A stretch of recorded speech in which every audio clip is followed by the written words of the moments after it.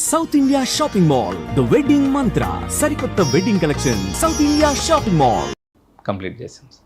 వాళ్ళు అక్కడ నుంచి ఆ బంగారాన్ని తీసుకొని రాజంపేట అనే ఒక ఊర్లో పెట్టారు. ఆ బంగారాన్ని రికవరీ చేసి అదంతా చేయడానికి ఒక 12 రోజులు పట్టింది. తర్వాత అండి తొట్టంబేడు తర్వాత తొట్టంబేడులోనే ఇంకొక కేసు ఉంటుంది సార్. ఎందుకంటే మన తిరుపతి టౌన్లో ఉన్నటువంటి ఒక ప్రాంతానికి సంబంధించినటువంటి ఒక లేడీ ఉంటుంది. భర్తతోటి కొద్దిగా దూరంగా ఉంటుంది. పెళ్ళైన తర్వాత ఏదో వైవాహిక జీవితంలో వచ్చినటువంటి ఇబ్బందులతోటి ఆ క్రమంలో కొద్దిగా ఆమె అక్కడక్కడ బయట వెళ్ళడం ఇలాంటి చెడు పనులు చేస్తూ ఉంటుంది. ఆ క్రమంలో ఏపీఎస్పీ వెంకటగిరి బెటాలియన్లో పనిచేస్తూ అక్కడ రిమూవ్ ఫ్రమ్ సర్వీస్ అయినటువంటి ఒక ఏపీఎస్పీ కానిస్టేబుల్ ఒక అతను వీళ్ళకి పరిచయం అవ్వడం, ఈమెకి ఆమె దగ్గర ఉన్నటువంటి బంగారము దాన్ని తీసుకొని క్యాష్ చేసుకోవాలన్న ఉద్దేశంతో ఆమెను చంపడం, అదే మళ్ళీ తెలుగంగ కెనాల్లో వేయడం. 2013 మే నెలలో అతను వాటర్ ఉన్నదని శవం విసురుతాడు. వాటర్ లేక ఆ శవం అక్కడే ఉండిపోవడం, తెల్లారి చూసుకోలేదు సార్. అది మళ్ళీ మార్నింగ్ కాసరం అనే గ్రామానికి సంబంధించినటువంటి సర్పంచ్ కాల్ చేయడం, మేము వెళ్ళడం, దాన్ని బయటికి తీయడం, ఫోటోగ్రఫీ అంతా నీట్గా చేయించి బాగా పబ్లిసిటీ ఇవ్వడం, ఆమెను కనుక్కొనడం, వాళ్ళ పేరెంట్స్ వాళ్ళందరూ కనుక్కోవడం, వాళ్ళు వచ్చిన తర్వాత కంప్లైంట్ తీసుకొని ఈమె మొబైల్కి సంబంధించినటువంటి డాటాను కానీ ఎందుకు ఈమె ఎవరు చంపి ఉండొచ్చు అనేది ఇదంతా బ్యాక్ ఎండ్లో అంతా వెరిఫై చేస్తే ఒక 5 మంది ముద్దాయిలు ట్రేస్ అయ్యారు సార్. వాళ్ళల్లో ఒక్కొక్కరిది ఒక్కో రకమైనటువంటి స్టోరీ. చివరికి 5 మందికి జీవిత ఖైదు పడింది సార్. దాంట్లో ఇది సూపర్ అండి. 5 కలిపి చేశారా? 5 కలిపి చేశారు సార్. అంటే ఈ బండి ఏపీఎస్పీ కానిస్టేబుల్, సస్పెండింగ్ కానిస్టేబుల్ కాకుండా మరో నలుగురు ఉన్నారు. వివరాలలోకి వెళ్తే సార్, ఈ ఏపీఎస్పీ కానిస్టేబుల్ ఎవరైతే ఉన్నారో తను ఒకరోజు ఒక లాడ్జిలో ఒక వేశ్యతో కలుస్తాడు సార్. ఆమెకి చెప్తాడు, నీకు లైఫ్ ఇస్తానని చెప్పి తీసుకొని పోయి సపరేట్గా ఒక రూమ్లో పెట్టుకొని ఒక సంసారం రన్ చేస్తూ ఉంటాడు. అదే కాకుండా అతను చేసినటువంటి కొన్ని చెడు పనులతోటి అతను రిమూవ్ చేసేశారు బెటాలియన్లో.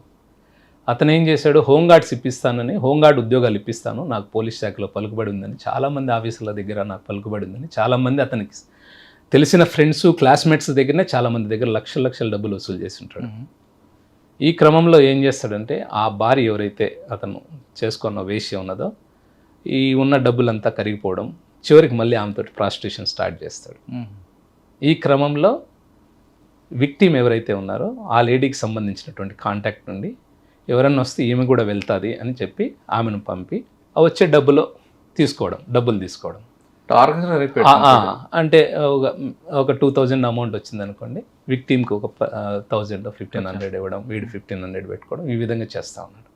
ఈ క్రమంలో ఎక్కడో ఇద్దరి మధ్య కొద్ది డిస్ప్యూట్ వచ్చి ఆమె ఏదో రూడ్గా ప్రవర్తించిందని దాన్ని మనసులో పెట్టుకొని వీడు ఒకరోజు ఆమె బర్త్డేకి గంగమ్మ గుడి ఉంది సార్ మనకి ఇక్కడ, తాతయ్యగుంట గంగమ్మ గుడి. ఆమె స్కూటర్లో పోతూ ఉంటే వీడు వీంతో పాటు ఉన్న ఆ లేడీ ఎవరైతే ఉందో ఆ లేడీ ఇద్దరు చూసి, ఇంత గోల్డ్ ఉందా ఈమె దగ్గర, మనం చాలా కష్టాల్లో ఉన్నాము, ఈమెకి ఎవరూ లేరు, ఆల్రెడీ భర్తతో కూడా దూరంగా ఒంటరిగా ఉంటుంది అని ఒక ప్లాన్ వేసి ఈ హోంగార్డ్ ఉద్యోగాలు ఇప్పిస్తానన్న ఫ్రెండ్స్ ఎవరైతే ప్రెజర్ చేస్తున్నారో డబ్బుల కోసం వాళ్ళందరినీ డబ్బులు సెటిల్ చేస్తాను రమ్మని పిలిపించి, ఆ లేడీకి వేరే దగ్గర నుంచి చెన్నై నుంచి ఒక పర్సన్ వస్తున్నాడు, అతన్ని మీట్ అయితే మనకి ఎక్కువ అమౌంట్ వస్తుందని, ఆమె నాది ఈరోజు బర్త్డే, నేను యాడికి పోనన్నా కూడా బలవంతం పెట్టి అర్ధగంట సేపే టైం అది ఇది అని చెప్పి తీసుకొని వచ్చి ఒక దగ్గర పెట్టి ఫ్రెండ్స్ అందరినీ పిలిచి, మీరు ఈ పని చేయకపోతే మీ డబ్బులు రావు, మీరు చేయకపోయినా నేను చేసి మీ పేరు చెప్తాను అని వాళ్ళని కన్విన్స్ చేసి అందరూ కలిసి ఆమెను చంపి. ఎంతమంది అంటే వాళ్ళు?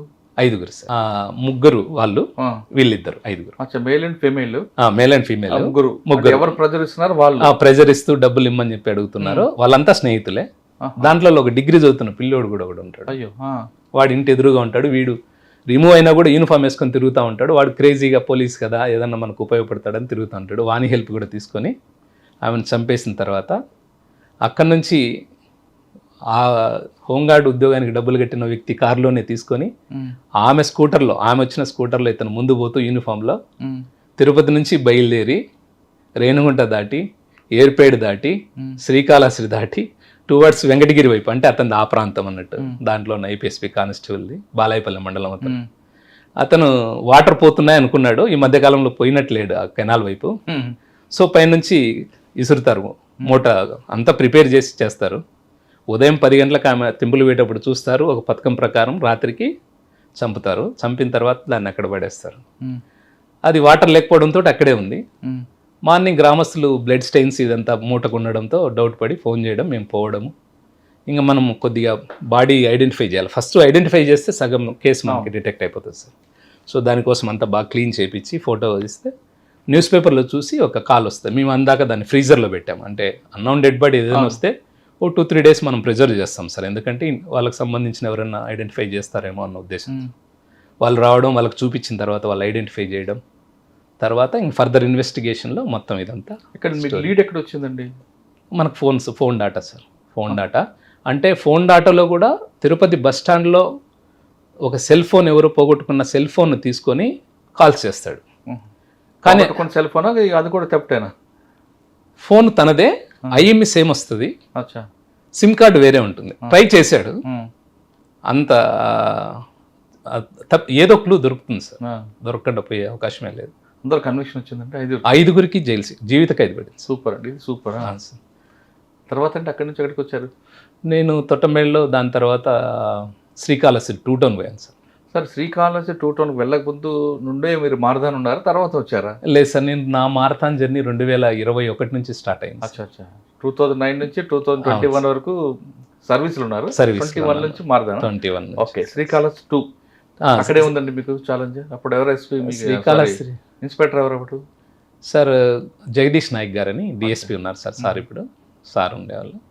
అక్కడే ఛాలెంజ్. ఏం నేర్చుకున్నారు? అక్కడ ఒక మర్డర్ కేసు చేశాం సార్. దాంట్లో కూడా 5గురికి జీవిత ఖైదు పడింది. అదేంటో కేసు అంటే ఇల్లీగల్ ఇంటిమసీ పెట్టుకొని అతన్ని భర్తకు మందు బాగా తాపిచ్చి ప్రియుడితో కలిసి అతని అనుచరులను పెట్టుకొని చంపి ఒక ఆత్మహత్యలాగా చిత్రీకరిస్తారు. ఎలా అండి అది? సార్ శ్రీకాళహస్తిలో ఒక లాడ్జ్లో ఒక మేనేజర్గా పనిచేస్తున్నటువంటి ఒక వ్యక్తి అదే శ్రీకాళహస్తి టౌన్లో వేరే ఉన్నటువంటి వ్యాపారస్తుని భార్యతోటి అక్రమ సంబంధం ఉంటుంది. అతనికి ఉన్నటువంటి భర్తకున్నటువంటి తాగుడు అలవాటుని ఆసరాగా చేసుకొని భర్తను మనం ఎలిమినేట్ చేస్తే హ్యాపీగా ఉండొచ్చు అన్న ఒక కాన్సెప్ట్ తోటి. పిల్లలు 2 పిల్లలు సార్. 2 పిల్లలు ఉండగా ఇంకొక ఆయనతో ఉండడం వల్ల అతనికి పెళ్ళయింది, అతనికి పిల్లలు ఉన్నారు. ఈ క్రమంలో ఒక స్కెచ్ వేసి దాని ప్రకారంగా అతన్ని తీసుకొని పోయి మందు దాపిస్తారు. స్కిట్ అని ఇంజనీరింగ్ కాలేజ్ ఉంది, అక్కడ అతని బండి పడినట్టు యాక్సిడెంటల్గా అతను పడిపోయినట్టుగా క్రియేట్ చేస్తారు. ఒక మార్నింగ్ మనకు కాల్ వస్తుంది, పోలీసులు మనతో అక్కడ పోయి సీన్ ఆఫ్ అఫెన్స్ చూస్తూనే మనకు కొద్దిగా ఇది యాక్సిడెంట్ కేసు కాదు అనేది మనకు ఐడియా వస్తుంది. స్పాట్ చూడగానే ఐడియా వస్తుంది. అంటే వెహికల్ పడిన విధానం కానీ ఆ పర్సన్ పడిన విధానం కానీ ఇదంతా కూడా మనకు కొద్దిగా. ఇంకోటి అతను నోట్లో కూడా కొద్దిగా నురగలాగా రావడం, అంటే పాయిజనస్ ఏదో అతను తాగన్నా ఉండాలి లేదా ఎవరన్నా తాపిచ్చి ఉండాలన్న ఉద్దేశంతో ఈ విధంగా వైఫ్ దగ్గరనే కంప్లైంట్ తీసుకున్నాం. మా దగ్గర ఆమె ఉంది. ఫర్దర్ ఇన్వెస్టిగేషన్ అంతా వెళ్ళాం, అందరూ దొరికారు, పట్టుకున్నాం. అందరికి జీవిత ఖైదు పడింది. ఎక్కడ మీకు లీడ్ ఎక్కడ వచ్చిందండి? కాల్ డాటా మాత్రం అంతవరకు బ్రేక్ అవ్వలేదు. ఆమెకి ఏమి తెలియనట్టుగానే ఉంది. చివరికి ఆమెకు కూడా జీవిత ఖైదు పడింది. దాంట్లో ముఖ్యంగా పిల్లల సాక్ష్యం బాగా పనిచేసింది సార్. ఆమె పిల్లలది, చనిపోయిన వ్యక్తి యొక్క పిల్లలు ఎవరైతే ఉన్నారో వాళ్ళు ఇచ్చినటువంటి ఎవిడెన్స్ క్రూషియల్గా పనిచేసింది మనకి. అంటే వాళ్ళు చెప్పడం, ఇతను ఇంటికి వస్తే వాళ్ళను పక్కన పడుకోబెట్టడం, వాళ్ళతో కలిసి ఉండడం, ఇలాంటి అన్ని విషయాలు కూడా పిల్లలు కోర్టులో చెప్పడంతో అది అలాగే మన ఇన్వెస్టిగేషన్ అంతా కూడా కలిసి. ఆ కేసులో తండ్రి చనిపోయాడు, తల్లి జైలుకి వెళ్ళిపోయింది, మన పిల్లల పరిస్థితి ఏంటండి? ఉన్నారు సార్, వాళ్ళ బాబాయ్ ఒక అతను ఉన్నారు, అతను బాగా రెస్పాన్సిబుల్ పర్సన్, అతను టేక్ కేర్ చేస్తున్నారు. ఇప్పుడు ఆవిడ ఇంకా జైల్లో ఉందా? ఇప్పుడు లేటెస్ట్గా తెలియదు సార్. ఓకే, కన్విక్షన్ వచ్చింది. ఓకే, ఇంకేమన్నాడు కాళహస్తిలో మీకు? కాళహస్తిలో ఇది చేశాను సార్. తర్వాత కాళహస్తి 2 టౌన్ తర్వాత నాకు ఎలక్షన్ కోడ్ రావడంతో అలిపిరికి వచ్చాను. అలిపిరి కొద్ది రోజులు పనిచేశాను. అలిపిరిలో దాని తర్వాత శ్రీకాళహస్తి రూరల్ వెళ్ళాను, అక్కడ కొద్ది రోజులు ఉండి ఏర్పేటలో మీకు రాజశేఖర్ కరోనా టైంలో చనిపోయారు రాజశేఖర్ సార్. దాని తర్వాత బివి శ్రీనివాసులని ఒక ఇన్స్పెక్టర్ గారు ఇప్పుడు సత్యవేడిలో ఉన్నారు సార్, శ్రీ సిటీలో పనిచేస్తున్నారు. సార్ దగ్గర చేసాం. తర్వాత అక్కడ నుంచి రీకాల్ ఎలక్షన్ పాయింట్ ఆఫ్ వ్యూలో 3 years కంటే ఎక్కువ ఒకే సబ్ డివిజన్లో ఉన్నాం కాబట్టి అక్కడ బదిలీ చేయడం. తర్వాత అగైన్ మళ్ళీ శ్రీకాళహస్తి రూరల్, దాని తర్వాత ఏర్పేట పోవడం జరిగింది సార్. ఏర్పేటలో ఉన్నప్పుడు రెడ్ శాండిల్ వర్క్ బాగా జరిగింది సార్. ఎయిర్పేట వరకు వెళ్ళక ముందు సార్ అలిపిరిలో చేస్తున్నప్పుడు ఎక్కువగా ట్రాఫిక్ ప్రాబ్లం సార్. తర్వాత ఆఫీసర్లకి రూమ్లు ఏర్పాటు చేయడం ఇవన్నీ ప్రోటోకాల్ ఉండేది. ప్రోటోకాల్ అంటే నేను పనిచేసింది 2015 సార్. ఆ టైంలో అంటే ఇన్స్పెక్టర్ గారు SHOగా ఉన్న దగ్గర ఎస్ఐలకి కొద్దిగా ఉండదు బర్డెన్ ఉంటుంది సార్. సెక్టార్ వైజ్గా ఉంటుంది.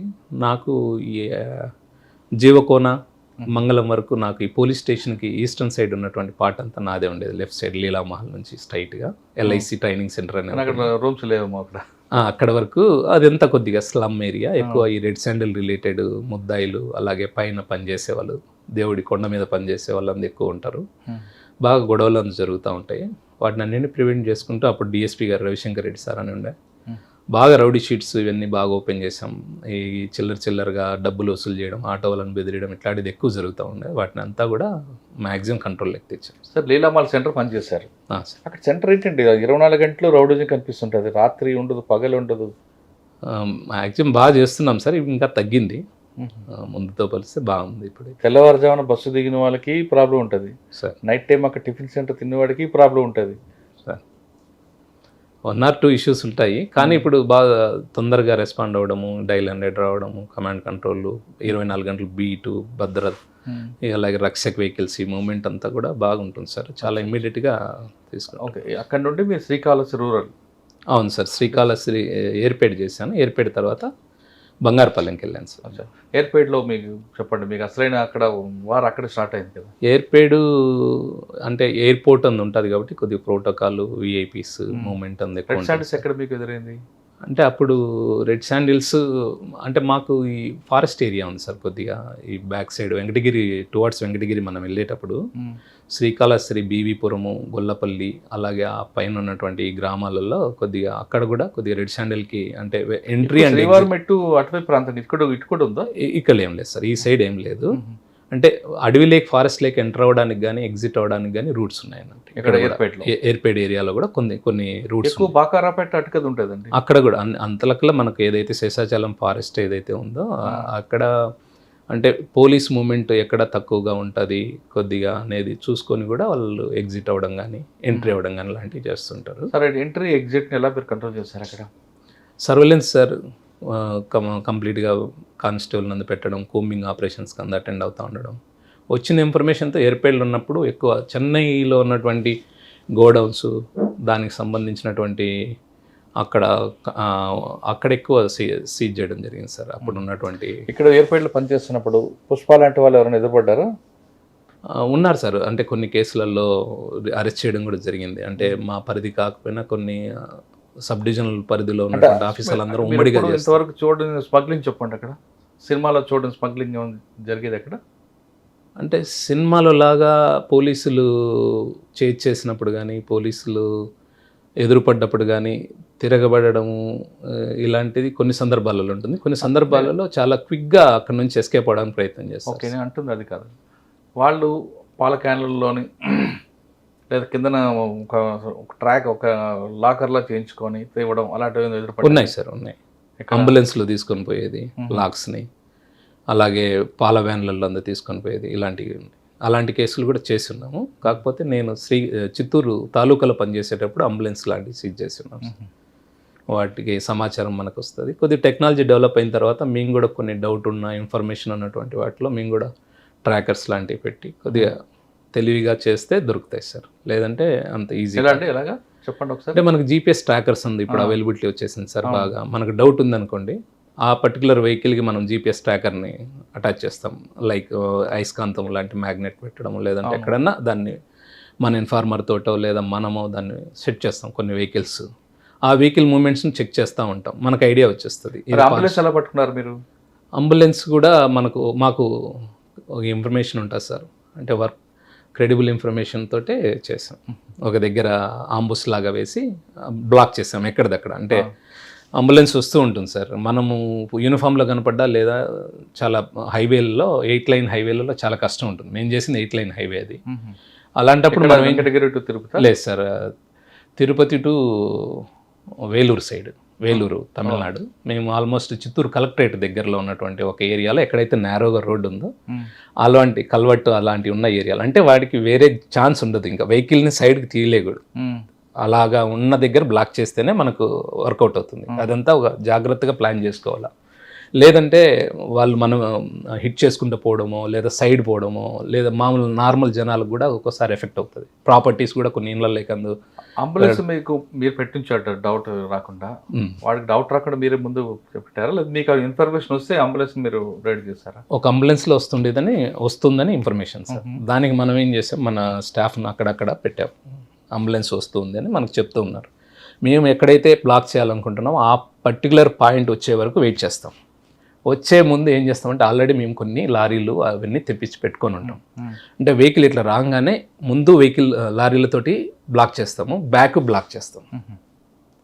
సో మేము పక్కనే ఉంటాము ఆంబుస్ లాగా. ఇమ్మీడియట్గా పోవడం, రష్ అవ్వడం, అందరినీ. దాంట్లో కూలీలు కూడా కూర్చొని ఉన్నారు. మేము పట్టుకున్న దాంట్లో దొంగలతో పాటు కూలీలు కూడా ఉన్నారు. కూలీలు దొరికారు. అంబులెన్స్లో ఎవరున్నారని అడిగారా మీరు? అంత టైం ఉండదు సార్. వాళ్ళకు తెలుసు పోలీసులు ఇంటర్వ్యూన్ అయ్యారంటే ఇంకా కంపల్సరీ రెడ్ శాండిల్ తీసుకుపోతున్నామని తెలిసే వచ్చారనేది వాళ్ళకు ఐడియా ఉంటుంది. ఎన్ని దొరికాయండి దొంగలు? దాంట్లో అరౌండ్ ఒక 50 దాకా దొరికాయి సార్ లాక్స్. ఎక్కడి నుంచి తీసుకొస్తున్నారట వాళ్ళు? అవి మన పాకాల ఏరియా దగ్గర నుంచి మనకు ఇన్ఫర్మేషన్ వచ్చింది సార్. అక్కడ నుంచి మనం చేసాం. కల్లూరు ఆ ఏరియా. ఓకే. శ్రీకాళహస్తి 2 నుండి ఎక్కడికి వచ్చారు? రూరల్ నుండి ఏర్పేడ్కి వచ్చాను సార్. ఏర్పేడ్లో ఉన్నప్పుడు జయలక్ష్మి మేడం గారు ఎస్పీ గారు అందున్నారు, గోపినాథ్ జెట్టి సార్ ఎస్పీ గారు ఉన్నారు. ఆ టైంలో మామూలుగా థెఫ్ట్ కేసులు, ట్రాక్టర్ దొంగతనాలు అలాంటివన్నీ చేంజ్ చేసుకుంటాం. కేసులు, law and order issues, airport duties అంతా చేసుకుంటాం. ఇంకా అక్కడి నుంచి నేను డైరెక్ట్గా బంగారుపాలెంకి వెళ్ళడం జరిగింది సార్. బంగారుపాలెంలో 2018 నుంచి చేశాను సార్. ఆల్మోస్ట్ 3.5 years చేశాను నేను. ఏముండండి మీకు బాగా మర్చిపోయిన సంఘటన అక్కడ? బంగారుపాలెంలో నేను వెళ్ళిన వెంటనే అక్కడ క్రైమ్ నేచర్ ఏంటంటే బంగారుపాలెము బెంగళూరుకి హైవే సార్. బెంగళూరుకి ఎక్కువ ఉంటుంది మూమెంట్. అంత మ్యాటర్ ఆఫ్ 2 hours జర్నీ అంతే. బెంగళూరుకి ఎక్కువ మంది అక్కడికి వెళ్ళి వస్తూ ఉంటారు, అక్కడ నుంచి వస్తుంటారు. అది ఇంకా మనకు గేట్వే లాగా. మనం తిరుపతి రావాలన్నా, విజయవాడ రావాలన్నా, వైజాగ్ రావాలన్నా, కలకత్తా వెళ్ళాలన్నా అదే వే ఇంకా మనకి. సో కదండి మదనపల్లి మీదుగా అది తక్కువ సార్, చాలా తక్కువ వెహికులర్ మూమెంట్ ఉంటుంది. ఇది ఎక్కువ ఉంటుంది. ఇది నేషనల్ హైవే కాబట్టి రోడ్డు కూడా బాగుంటుంది. మేమున్నప్పుడే కొత్త రోడ్డు వేశారు. అంతకుముందు బాగా రోడ్ యాక్సిడెంట్స్ జరిగేటివి. మేము పోయిన 2018లోనే ఇనిషియల్ స్టేజ్లోనే ఒక బంగారు వ్యాపారస్తులు ఒక 5.5 kg బంగారం పోతుంది మా ఏరియాలోనే. బంగారుపాలెం అవుట్స్కట్స్లో నంది అని ఒక రెస్టారెంట్ ఉంటుంది, A1 రెస్టారెంట్ అనేది, రిలయన్స్ అనే ఒక పెట్రోల్ బంక్ దగ్గర. అక్కడ మేము తీసుకొని పోతున్న బ్యాగ్లో ఒక 5.5 kg బంగారం దొంగలించబడింది అని ఒక 2 days తర్వాత, పోగొట్టుకున్న 2 days తర్వాత స్టేషన్ కంప్లైంట్ వస్తుంది.